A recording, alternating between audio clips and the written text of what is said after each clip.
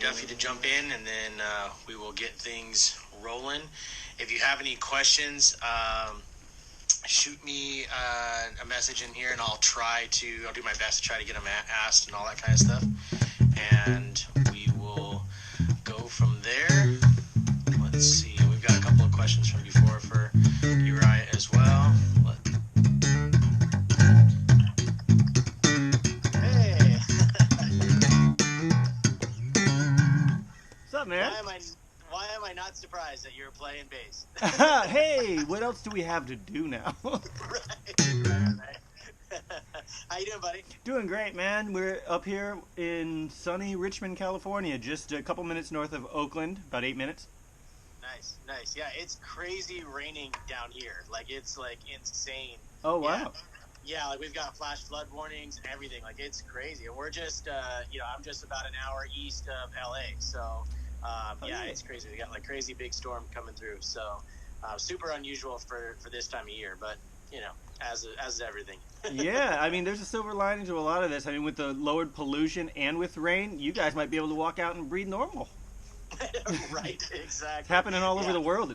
It's great. I mean, yes, rest in peace to the fallen ones, but man, there's a lot of great coming out of this, a lot of change coming out of this, and I recently was hip to the fact that Darwin didn't say it was survival of the fittest. It was who can adapt, and I think I'm seeing so many people adapt, especially in the creative community. Absolutely. So speaking about that, let's jump right in. So what are you doing to kind of wear off some of this cabin fever and being home and stuck and all that kind of stuff, and not being able to go out and play and do all that kind of stuff that you're normally used to doing? So I'm gonna touch my face a lot because I'm at home and I'm safe. I do it too.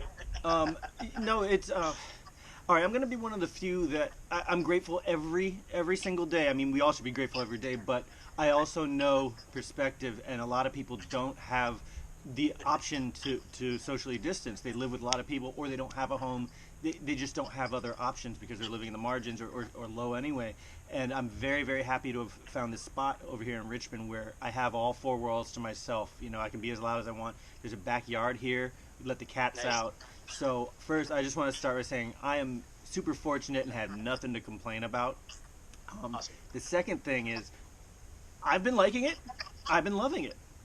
A lot of people with crazy colored hair and slap technique or craziness are actually introverts on the inside. I don't know if I'm fully an introvert, but I definitely could see myself holding up in a cabin the rest of my life. So maybe I am. I can just go out with a little flashiness now and then hole up for a whole another week or month until I'm seen again. It's great. So this is playing very nicely into staying at home. Gotcha. And then the third thing I want to say is I've wished onto myself that I would get into practicing, producing, mixing, using Logic to the fullest rather than just functionally every day. I wanted to enjoy that as much as, say, I enjoyed my instrument when I was a kid, and I'm doing it. I'm working on multiple projects at once. Again, the creativity is just super ripe right now. I'm getting requests to be in stuff, and I'm finally reaching out to people to be in my stuff, and money's not even on the table. Sometimes it is, sometimes it isn't. People just need to work, and we're finding ways to do so. So I've been enjoying it. Great. That's awesome, man. That's really good. Super happy to hear that. And I know it can be a bit down. You know what I mean? It can get spirits down and stuff like that for a lot of people. Being stuck inside, especially a lot of musicians that are used to constantly being able to go out and play and do all that kind of stuff. Probably more on the extroverted side.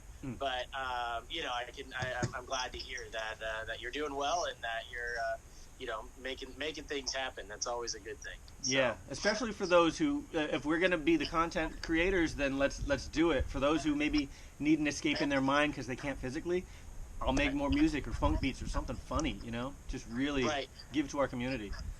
Right. Yeah, which is absolutely great. Cool. So let's see. I've got a couple questions for you. We had a couple questions come in from the Instagram thing, and one of which was I kind of personally wanted to, as well as one of the questions we had coming in, hear about the new album that's coming out that you were from. We had your absolutely insane, amazing performance at NAMM at the bass hang, and I know those guys are all you're working on an album with those guys. So how is all of that coming along?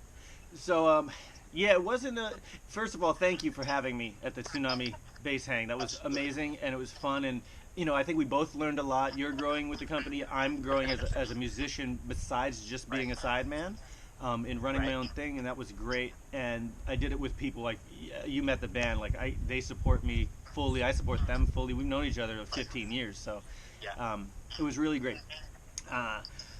So, and then I did a GoFundMe, and I did raise about $9,000 for that, which was just, I am so indebted to my fans, my friends, my people who want to see me succeed. And I took the easy way out over all these years by being a bassist for other people. So now they're like, dude, you can do it. That's what the money shows me. It's like, I believe in you. So I cannot let them down. And then, so now the journey begins. Like, where do you start on something that you're emotionally attached to? It's easy for me to not be emotionally attached to a lot of my work and get it done quickly and efficiently. But when when you're emotionally attached to something, it can slow you down, and you can overthink things, and there's a lot of pros and cons you got to weigh out all the time. So what I'm doing first, my first steps are just being fully creative for myself on my own. So then the lockdown happens. So I'm able to pick up my bass and start writing tunes without having to rush to a gig or rush to a rehearsal or learn 30 songs for a weekend. I'm offered that opportunity now, so that's what I'm doing. So I'm throwing ideas at the wall that aren't in any category, not funk, not metal, not rock, just let me see what I produce and sound like. Let me produce like 10 or more things just to see my sound. And so that's what I'm doing, seeing what sticks, and getting a lot of good response. And it turns out this weird electro funk that I'm producing is kind of sticking with a lot of people, which is great. And then, so then I need to move on and hone in the ideas for the album and maybe get a cohesive view of what that's going to be. And then I just write the songs and go in the studio. So I'm still in the very much beginning steps. Right. That's great, though. That's still killer. It's great to hear that it's moving forward and progressing and all that good stuff. And, again, man, I mean, that we've been doing it, doing different versions of the bass hang, for NAMM for the last 5 or 6 years. And by all means, I mean, you guys brought the roof down. It was, I mean, and for the whole rest of the show, that was the talk. Everything I heard of was, people were coming to me, thanking me and having you and everything else. And it was just insane. So again, kudos to you and the rest of the band, because the band was just phenomenal. The whole thing was just absolutely amazing. And, we had a couple of technical issues getting you guys set up and getting things rolling, but you guys were just so great to work with, so easy to work with. All the guys in the band were just, I mean, what you like to think of as the quintessential pro musician, you know what I mean? Where it's just like, we got it. It's cool. No big deal. You know what I mean? Like, that whole mentality, super chill, nobody stressing out, nobody upset about not having brown M&Ms or whatever, like just having, everybody just being super cool about stuff. It was awesome. It was a super great experience for me. And, I just wanted to, thank you and the rest of the band for coming out and just bringing it, so I really do appreciate that. Man, I appreciate that. I actually see someone commenting and they're asking what the band name is. And just to give you a little background, I'm Uriah and I play bass, and I play bass with about 1 million bands over the years, and that was always my goal in life. But so many people saw me as someone who could do their own thing. So Keith invited me to do this bass hang, and I did it last year. But this year I went big, and I brought my favorite band in the world. My favorite bass player is Larry Graham, amongst a lot of others, but Larry's my favorite. And his band was nice enough and gracious enough to be my band for the bass hang, which was really great. I mean, they're guys that I've known for many, many years. So technically, no, this is not true. It's not Uriah Duffy and Graham Central Station, but technically it is. It was Graham Central Station with Uriah Duffy at the front. I think we called it Uriah Duffy Central or something. Yeah. So that's to answer the question of what band it was. But I also have some other original projects, like my progressive rock band Points North, or our Rush tribute band called Fred Barchetta, or my own fusion band up here in the Bay Area called Collectivity. So there's maybe an overview of some of the bands right now, what I'm working on. Oh, You're welcome.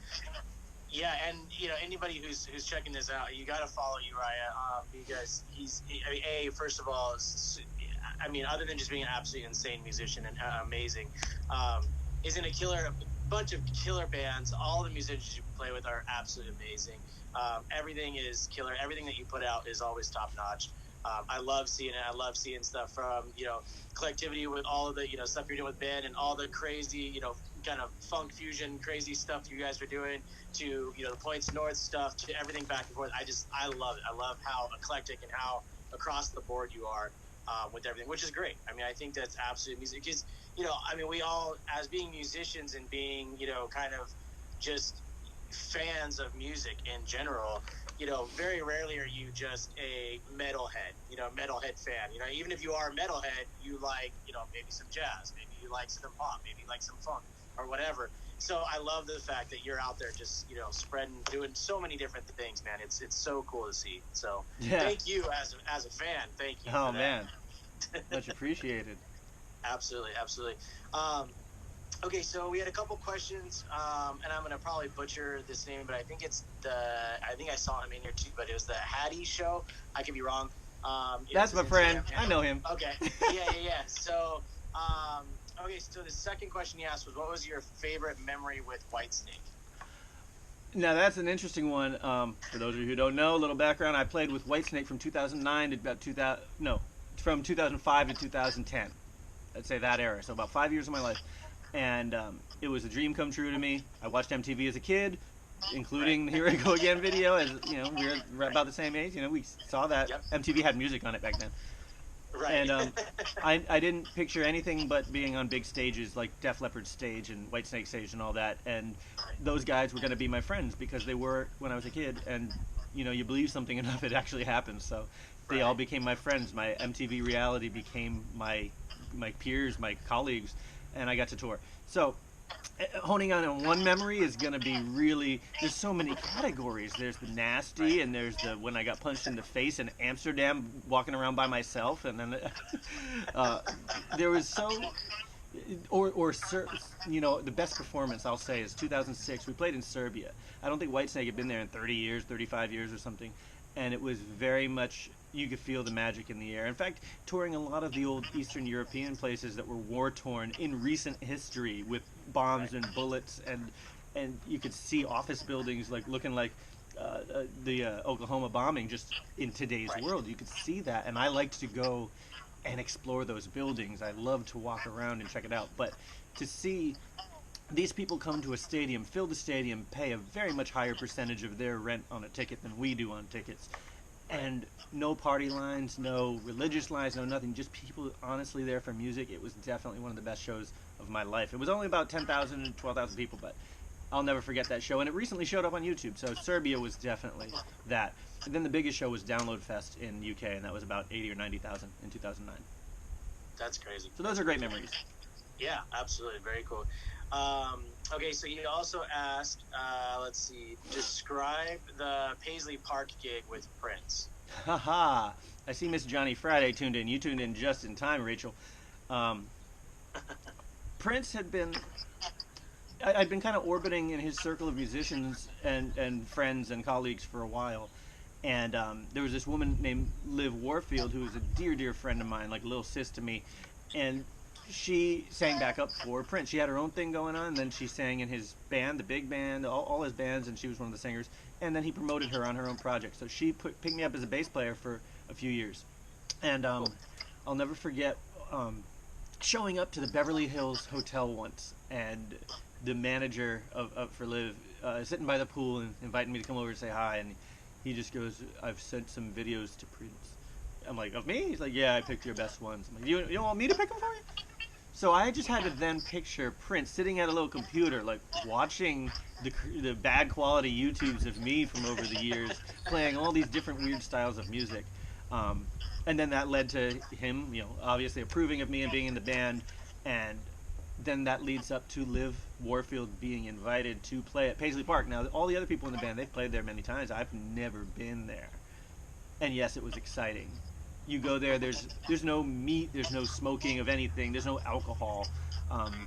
It's his house, it's his studio. He can run it as clean as he wants to and as late as he wants to. And there's always that feeling in the air. Is he going to show up? Is Prince actually here today? Is he? Tickets are cheap. To go to these parties that he would throw at Paisley Park were about $35. I mean, cheap. Wow. And he's inviting you into his home. And they were all, it was all so cool. There was no backstage area, so we had to kind of wait in our rental cars by the side door and then just go right on stage, which was kind of crazy. I might say we might have snuck something into our clear water bottles that was also clear. Just to kind of, because we're kids, you know, eventually, I mean, inevitably and all time, moving forward. So it was great. We played. He jumped on stage. We played some Buddy Miles. I think we played another tune or two, and then he was gone again. So I got to interact with him a little bit, especially and on stage too. Let me see if I can get my battery, my external battery working. Oh, you're cool. No worries. All right, there we go.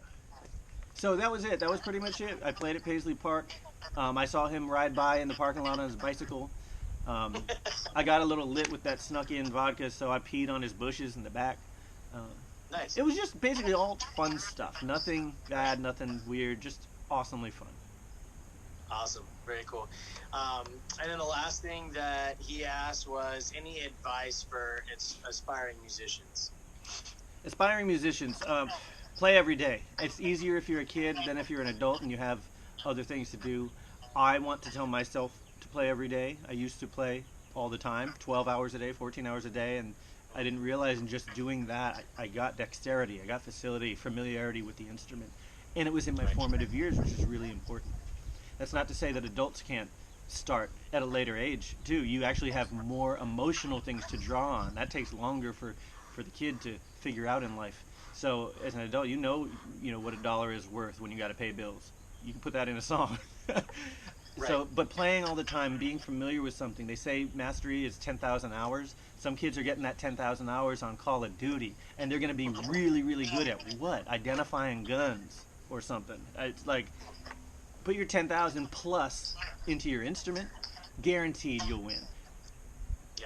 Yeah, absolutely. I'm a graduate of MI, a Musicians Institute, and like just going into that school to coming out of that school, and you're playing easily 12 hours a day, you know what I mean, in instructional playing in classroom and stuff like that. And it's like coming out of that, it was insane. You know what I mean? Everybody that comes out of that's like, you can play. You know what I mean? You might not be the best in the world, obviously, but you can definitely hang. You can definitely play. You have the facility to be able to do so. So I did see one of the questions pop up. I believe it was from my wife, but what is your favorite song to play? Now, it's kind of a loaded question. Again, having a wide, diverse background is really, really hard to say. When I was growing up, it was mostly YYZ by Rush. I've probably been to about 40 Rush shows. That's the song I probably played the most in my life, especially growing up. I don't know about nowadays. There was let's see, at the bass hang, I did a Larry Graham song, a kind of medley between two songs, and the bass line is so fun.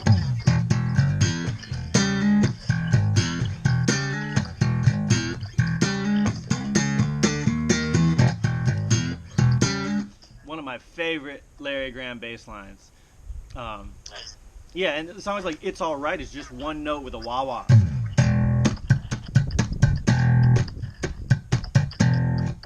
Little funky things like that. I just like grooving, mostly with the Larry stuff. He showed me that, yeah, you can still play a lot if you hold the groove. As long as you don't lose the groove or lose people's head nodding or foot stomping, you can actually play some notes. Oh yeah, absolutely. What would be, this is kind of a question from me, what would be like your ultimate band if you could put together, like, from dead or alive musicians together a band? What would, and that's kind of again a loaded question, but what would be off the top of your head? Who would you have on drums and keys and so this is guitar? funny because I've actually answered this in 1993. No, really, in the back of the yearbook we'd have our superlatives, and this was back when we grew up and like bands were separated on MTV, and nowadays everyone's all commingling. We have technology to commingle, so. But I remember putting, I leave an awesome jam to Steve Vai, Victor Wooten, and Dave Weckl, because in high school that was the top for me, and maybe Chick Corea in there as well, and that was cool. And nowadays it's different. I actually found another one I wrote down, and it was I forget, it was like Nate Smith on drums and D'Angelo on keys and vocals, and it was completely different. George Benson on guitar, or Sharkey or someone. There's you go through phases. So who would be my favorite? God, they're already happening. You've got Greg Howe, Victor Wooten, Dennis Chambers. You got Steve Stevens and doing his trio too. Stevens, Bosio, Tony Levin. Yep. Yeah. There's so many good things out there. Yeah, absolutely. Very cool. where do you see, especially with the whole coronavirus and all this stuff that's going on, a lot of companies are having a lot of problems. In talking about in the music industry as a whole, where do you see coming out of this? Where do you see the industry as music is going forward? Like, where do you see things happening? And obviously, there's going to be a lot of change, and nobody really knows yet what those changes are going to be. But what are, from your vantage point, from your viewpoint, what are some of the things that you see that coming down the pipeline? Again, this is a creative field. I think I'm seeing innovation. And like I said, rest in peace, of course, to those who've died from the virus. And, you could extend that to the economy as well. What businesses may die because of this. But overall, I don't know, maybe I'm kind of like Thanos, or, thinking of, there's a bit of a, I don't want to say culling, that's horrible, but, something to shake up, something bigger than our international borders, something bigger than our policy, something bigger than our corporate masters, is shaking things up in a way we have never or almost never had it. Shaking up the status quo, the way things are going economically, is amazing to me. I think all the good is going to come out of this. We're seeing crazy leftist policies being enacted because they're the right thing to do, whereas they wouldn't, if the status quo was moving on, it wouldn't be enacted. We're seeing, I got a grant for $500 just for being a self-employed musician. That was from my local community here, and there are tons of other situations like that are happening as well, and unemployment for people. There's so much silver lining, so much good stuff coming out of this. I think we'll be fine. The biggest businesses that are too big to fail, they'll be fine too. I mean, their CEOs have more than enough money than they know what to do with. What the real gold here is the workers. That's who I feel for, people who are losing their jobs on the front lines, the poorest of us, the ones who don't have anywhere to live. That's, they'll survive too. If the corona don't get you, you will survive and pull through this. Right. Cool, man. I'm optimistic. No, it's good. It's really good. I mean, there's so much, if you turn on the news or whatever, everything is so, dark and gloomy about everything, so it's good to hear, to hear that. It's good to hear that. I think people need to hear that, especially from somebody as, influential as yourself and everything else. I think that's good. I think it's good to hear, to be out there that, look, there is a light at the end of this tunnel, and it's going to be a multicolored light. Yeah. If you remember the original Batman, Jack Nicholson, there was a quote that they used in the trailer. He said, "This town needs an enema." And it might hurt a little, but we're getting the enema, on every level. And you're going to come out cleaner. Right. I love it. That's so great. That needs to be like a quote, like an Instagram picture with you as a quote. I love it. We're getting it. Yeah, it's happening. It's great. Awesome, buddy. So what are some of the things that you guys got coming out, and if people want to check you out and see where are some of the best places to do some of that? Currently, I'm working on, like I mentioned earlier, my progressive rock band, Points North. We are getting on the technological bandwagon so we can do some remote stuff, but we are finishing our album. We're I think, 6 or 7 songs in. We're going to finish this even through this thing. So Points North Music is one of the Instagram accounts I'm going to start making more active. Collectivity Music is another account, and that's my fusion-y, I don't know, snarky puppy-ish, not even snarky, not as nerdy, more groovy, more jammy, more New Orleans-y.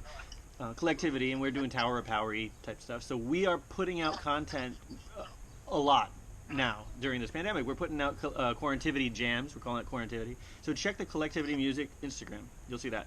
Also, if you check my Instagram, I'm posting stuff just on my own, just calling them quarantine jams.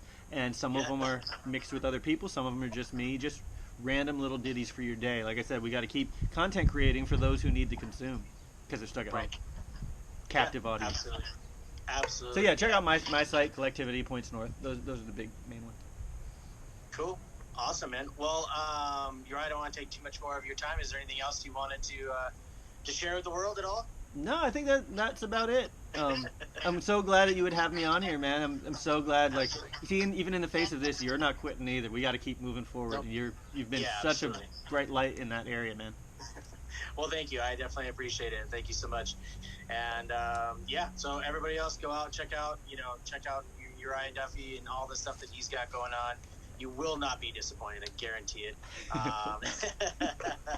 And all right, brother. Well, be safe, and I will be talking to you soon.